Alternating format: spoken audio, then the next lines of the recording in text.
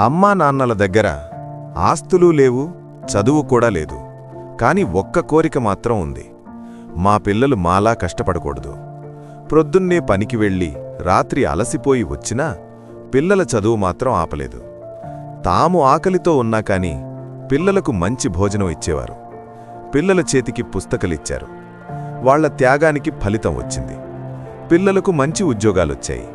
కాని ఉద్యోగం వచ్చిన తర్వాత పిల్లలు అమ్మానాన్నలను పట్టించుకోవడం మానేశారు. ఇంకా దారుణం ఏంటంటే, మీరు మాకోసం ఏం చేశారు? ఆస్తులు సంపాదించారా? మా తెలివితోనే జాబులొచ్చాయి అని అమ్మానాన్నలనే నిందించారు. పిల్లలకు పెళ్లిళ్లైన తర్వాత ఒక పూట భోజనం పెట్టడానికి కూడా మనసు రావడం లేదు. అమ్మానాన్నల త్యాగాన్ని గుర్తించలేని పిల్లలు ఉన్నంతకాలం అమ్మానాన్నలు నిందింపబడుతూనే ఉంటారు. కాని ఒకరోజొస్తుంది, వాళ్లకు పిల్లలు పుడతారు. అప్పుడు తెలుస్తుంది అమ్మానాన్న విలువేంటో. ఈరోజు నీ అమ్మానాన్న విలువ తెలియకపోవచ్చు, కాని రేపు నీ పిల్లల ద్వారా నీ విలువ నీకే అర్థమవుతుంది.